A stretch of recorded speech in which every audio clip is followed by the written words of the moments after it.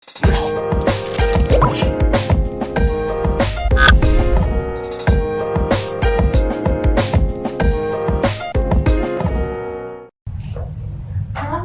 warahmatullahi wabarakatuh. Selamat siang semuanya. Salam Viva Legislativa.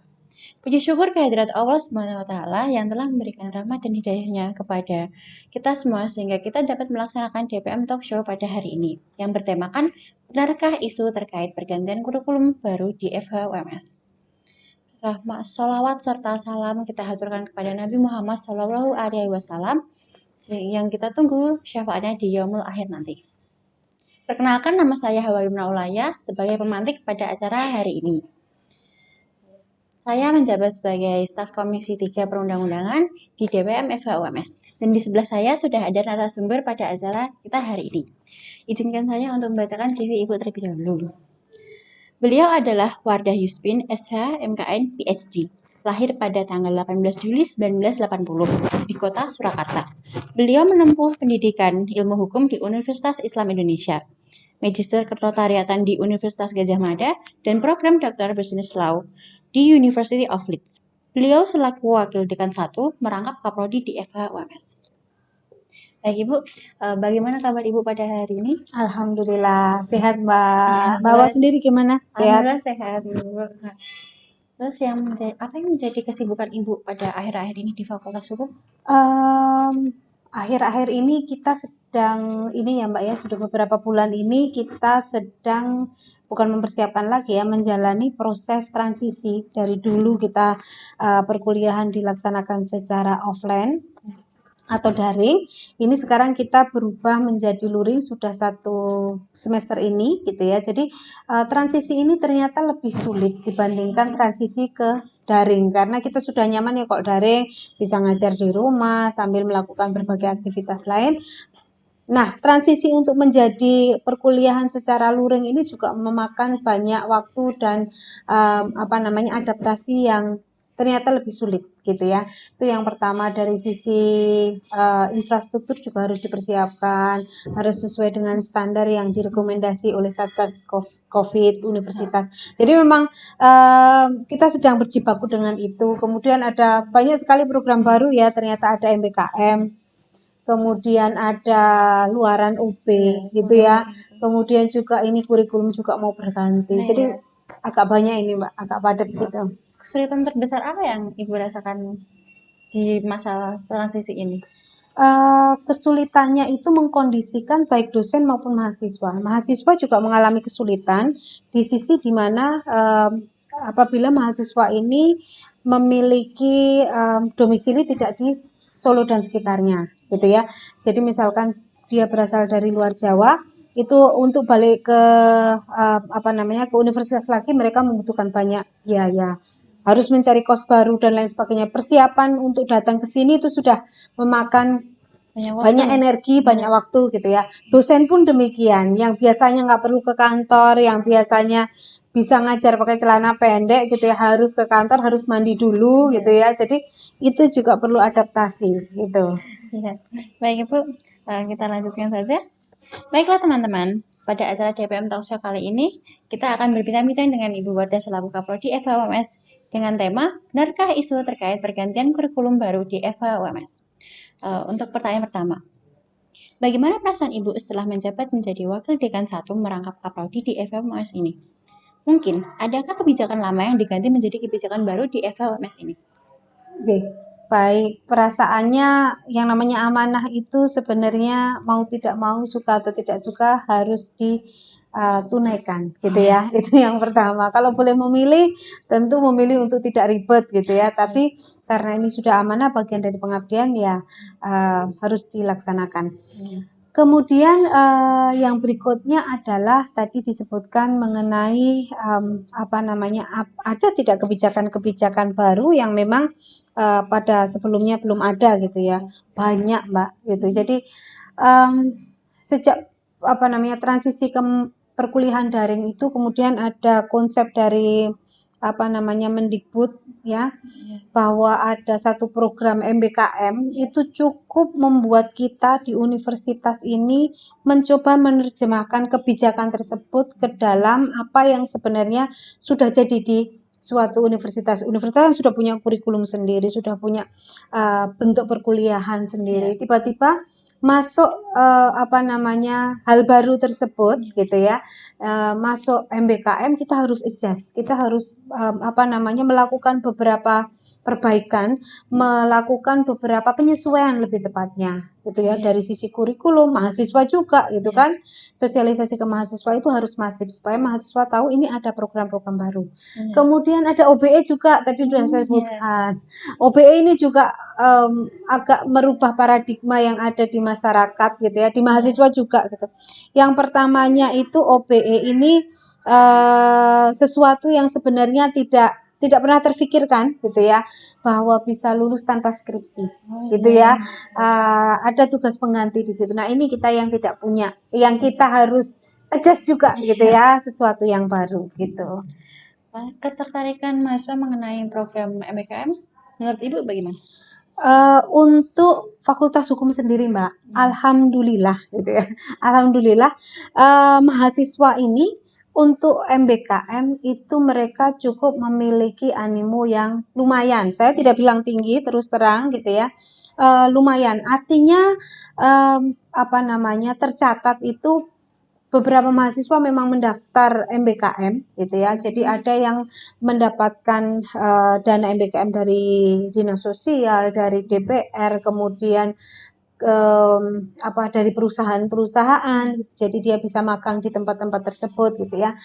Itu merupakan satu pencapaian tertentu. Selain itu juga untuk MBKM kita juga mendapatkan beberapa mahasiswa, ada 11 mahasiswa itu mendapatkan hibah kredit transfer ke universitas di luar negeri ya. Semester kemarin ini di Universitas Utara Malaysia dan Asia University di Taiwan gitu ya. Jadi kalau dibilang animonya tinggi gitu ya, belum terlalu tinggi, mungkin sosialisasi masih kurang gitu ya.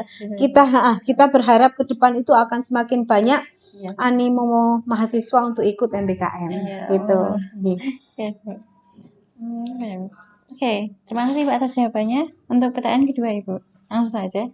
Isunya, Fakultas Hukum akan mengganti kurikulum yang sekarang menjadi kurikulum yang baru. Jika iya, apa yang menjadi tolak ukur digantinya kurikulum tersebut? Baik, pergantian kurikulum itu sebenarnya sesuatu yang lumrah, sesuatu yang rutin harus dilakukan setiap 5 tahun sekali gitu ya. Karena kenapa? Karena memang kurikulum itu bukan kitab suci. Jadi bisa berganti sesuai dengan perubahan zaman.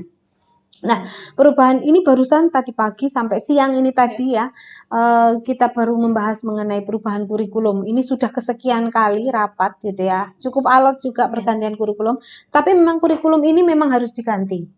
Kenapa harus diganti? Karena memang untuk mengakomodir beberapa aturan-aturan baru yang dari pemerintah, kemudian ke universitas, kemudian diejawantah di fakultas, gitu ya. Seperti MBKM. Kurikulum kita yang lama belum mengakomodir MBKM.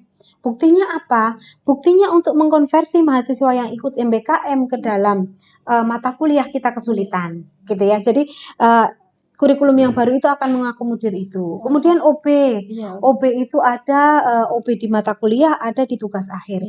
Di mata kuliah boleh mahasiswa itu apabila bisa menerbitkan karya ilmiahnya itu bisa kemudian mendapatkan nilai ya tanpa ikut ujian gitu ya.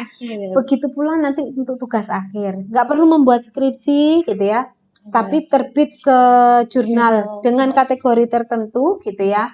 Minimal Sinta 2 itu sudah tidak usah membuat skripsi gitu ya.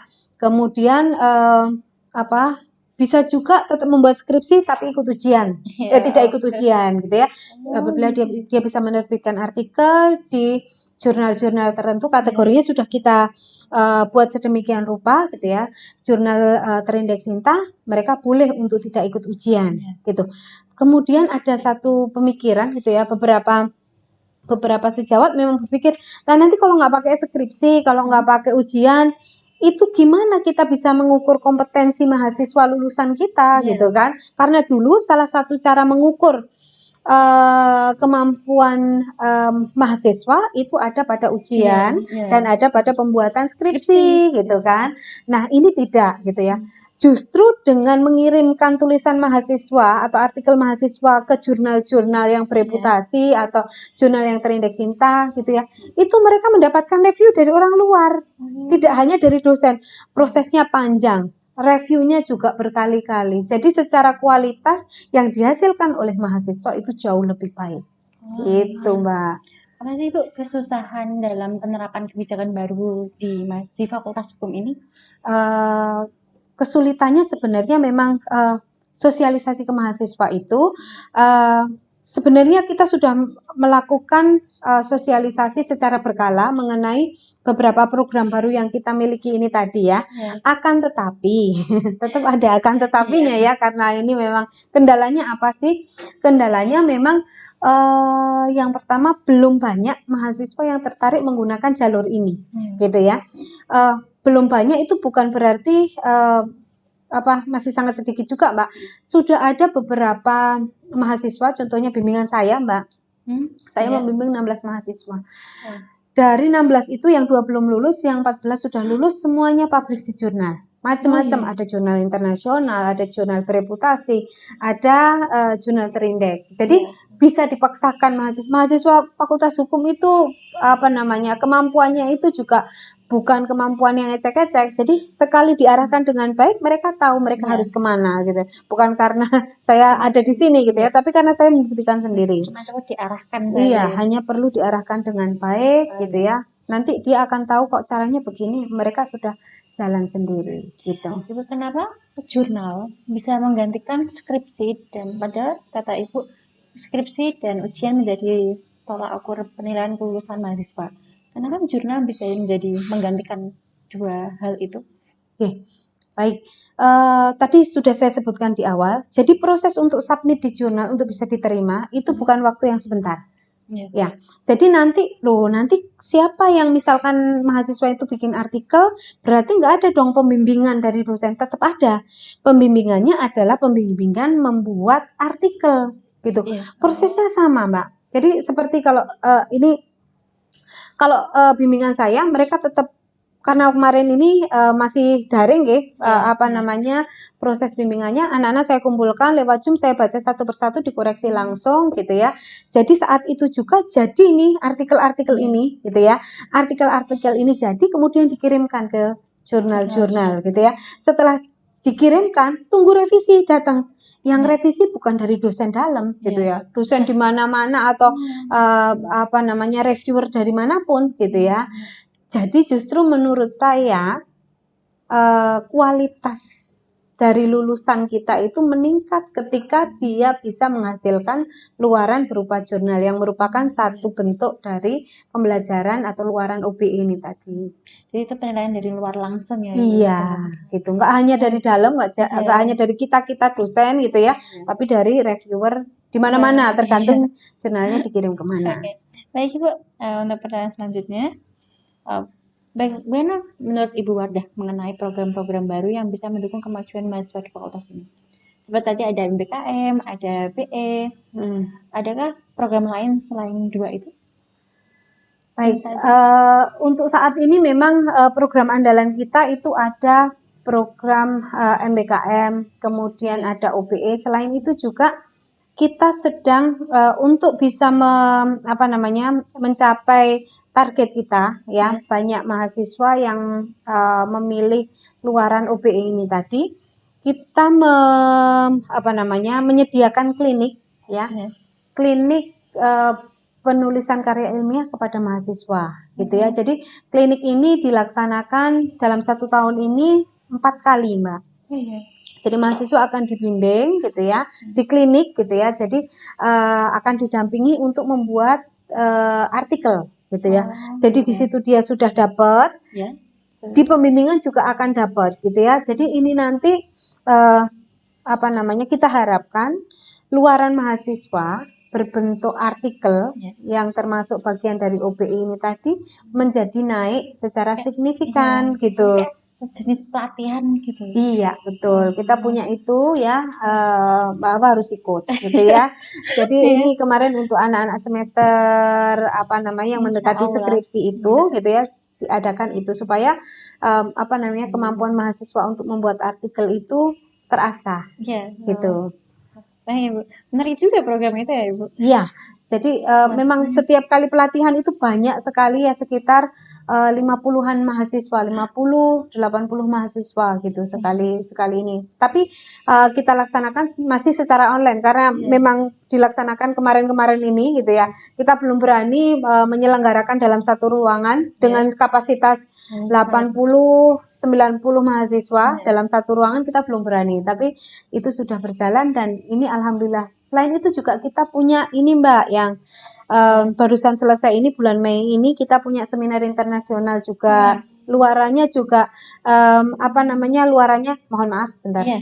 Luarannya juga apa namanya berupa proceeding, berupa jurnal, berupa macam-macam. Jadi itu juga merupakan satu wadah untuk mahasiswa bisa menyalurkan kemampuannya dalam menulis artikel. Selain itu banyak ini Mbak sebenarnya, wah ini bisa sampai besok kita wawancara.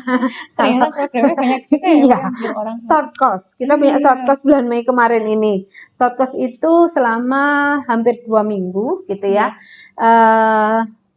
Apa namanya 60% pengajarnya berasal dari luar negeri.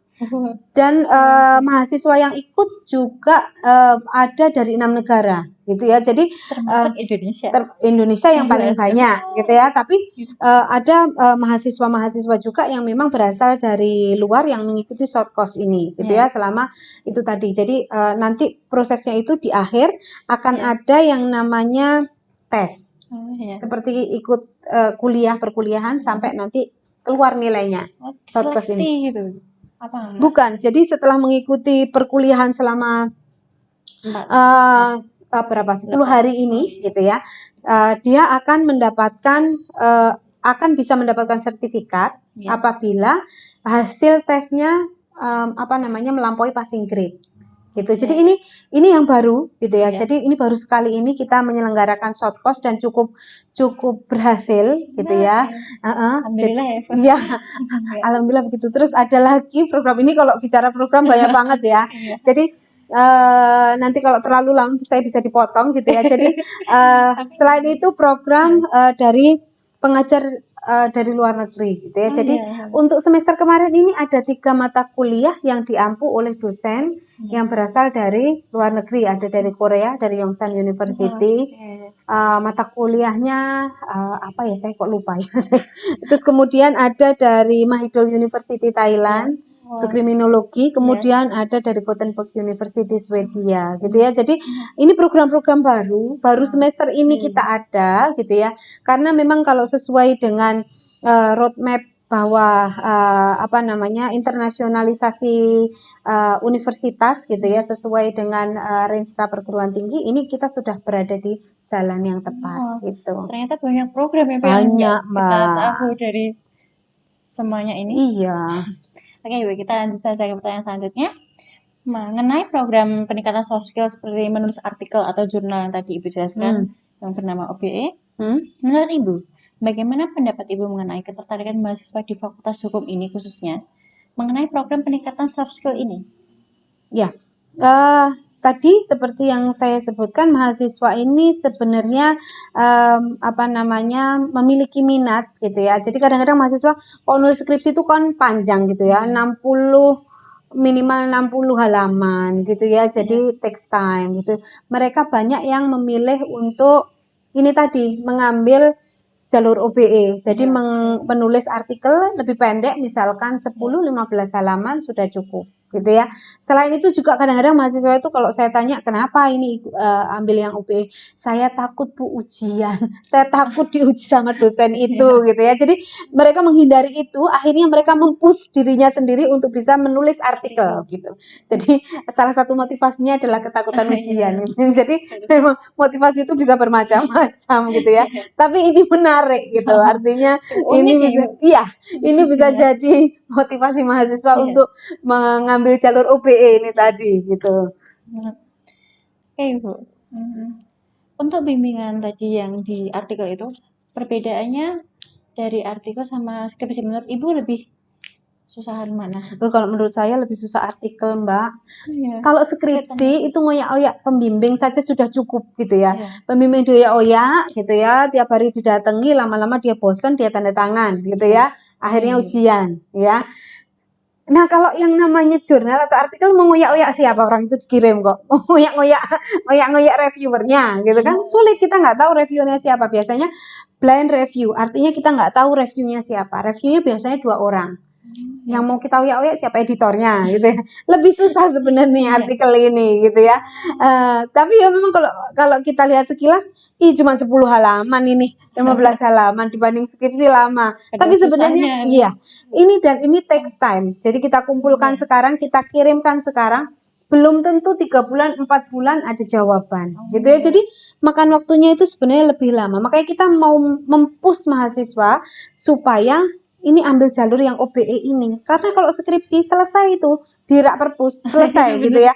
Kalau artikel jurnal itu dibaca seluruh orang. Semua orang sekarang kan semuanya online. Tinggal ketik aja misalkan namanya siapa Mbak Hawa gitu ya. Langsung keluar itu namanya, oh pernah nulis ini di sini itu bisa dibaca. Gitu. Ternyata keutamaan lain dari penulisan artikel cukup banyak. Betul, diseminasi pengetahuan. Baik Ibu, untuk pertanyaan selanjutnya, mahasiswa Fakultas Hukum UMS ini telah menjalani perkuliahan luring selama kurang lebih 5 bulan, dari bulan Februari hingga saat ini ya Ibu. Oke, adakah sisi dari dosen, dari Ibu sendiri, memilih keluh kesah tentang perkuliahan di masa transisi dari daring ke luring ini? Kalau saya sendiri sih tidak terlalu ada masalah, Mbak, kalau perkuliahan dari dari daring ke luring, karena memang selama daring pun saya tiap hari ke kantor gitu. Jadi tidak ada masalah yang cukup signifikan dengan kehadiran saya di sini gitu ya. Karena kebetulan memang kalau struktural itu tiap hari harus kantor ya, harus siap-siap kalau dicari mahasiswa.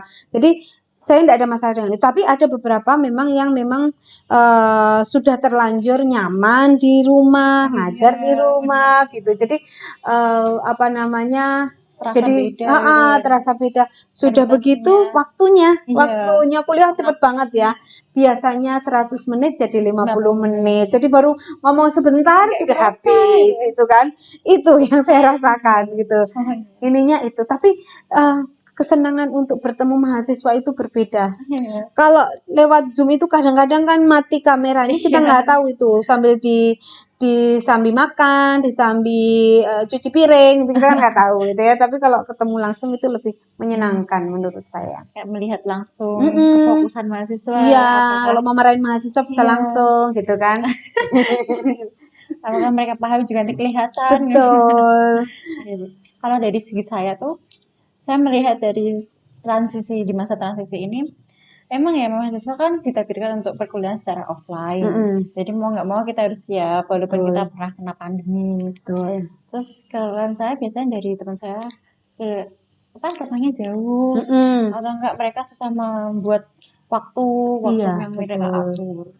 Betul itu masalah utama itu. Oke.